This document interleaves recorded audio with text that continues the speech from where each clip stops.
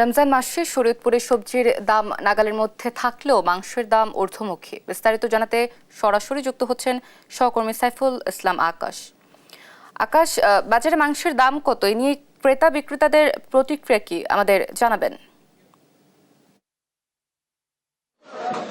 অতসী, রমজানের মাঝামাঝি সময়ে দ্রব্যমূল্যের যে দাম সবজির বাজারে কিন্তু নিম্নমুখী হওয়ার কারণে স্বস্তিতে রয়েছে ক্রেতারা। সেক্ষেত্রে কিন্তু মাংস বাজারে ঊর্ধ্বগতি থাকার কারণে কিন্তু তারা বিশেষভাবে ক্ষোভ প্রকাশ করেছিল। এই মুহূর্তে অবস্থান করছি শরীয়তপুরের পালং বাজারে। এই বাজারের চিত্র যদি আপনাকে দেখাই, সেক্ষেত্রে কিন্তু এই বাজারে পেঁয়াজ বিক্রি হচ্ছে 35 টাকা কেজি দরে, বেগুন বিক্রি হচ্ছে 70 টাকা কেজি দরে, আলু বিক্রি হচ্ছে 20 টাকা কেজি দরে, টমেটো বিক্রি হচ্ছে 15 টাকা কেজি, পটল বিক্রি হচ্ছে 80 টাকা কেজি দরে। বলা চলে যে সবজির বাজারে কম থাকার কারণে কিন্তু ক্রেতারা সন্তুষ্ট প্রকাশ করেছে। সেক্ষেত্রে কিন্তু আমরা দেখেছি পালং বাজারে যে মুরগির দাম সেটি কিন্তু রমজান মাসের মাঝামাঝি সময়ে কিন্তু 10 থেকে 15 টাকা কেজি দরে বিক্রি করছে।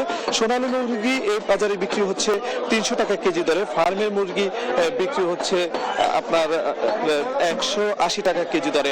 আমরা যদি মাংসের বাজারের দিকে তাকাই, সেক্ষেত্রে গরুর মাংস কিন্তু স্বাভাবিকই রয়েছে 700 টাকা কেজি দরে কিন্তু বিক্রেতারা বিক্রি করছে। এখানকার যারা স্থানীয় ক্রেতারা রয়েছে তাদের সাথে আমরা কথা বলেছি। তারা যেটি জানিয়েছে, মাংসের যে বাজার, সে বাজারে কিন্তু যারা ভোক্তা অধিকারের কর্মকর্তারা এবং যারা রয়েছেন তারা কিন্তু বিশেষভাবে পরিচালনা করছেন না বলে কিন্তু এখানে মাংসের বাজারে কিছুটা বৃদ্ধি যাচ্ছে। কিন্তু ক্রেতা সাধারণ যারা রয়েছে তারা কিন্তু চাচ্ছে যে এই মনিটরিংটা যেন বিশেষভাবে জোরদার করা হয়। পাশাপাশি যারা বিক্রেতা রয়েছে মাংসের, তাদের সাথে কথা বলেছি। তারা যেটি বলছে যে রমজান মাস উপলক্ষে যারা খামারি রয়েছেন তাদের কাছ থেকে বেশি দামে ক্রয় করতে হয়, এ কারণে কিন্তু তারা এই মাংসের দাম একটু বেশি দামে বিক্রি করছেন। পাশাপাশি আমরা শরীয়তপুর জেলা ভোক্তা অধিকারের যিনি কর্মকর্তা রয়েছেন তার সাথে কথা বলার চেষ্টা করেছি। তিনি আমাদেরকে যেটি জানিয়েছেন যে প্রতিনিয়ত তারা বাজার মনিটরিং করার চেষ্টা করছেন এবং এটি অব্যাহত থাকবে বলে আমাদেরকে জানিয়েছে। এই ছিল শরীয়তপুরের পালং বাজার থেকে সর্বশেষ।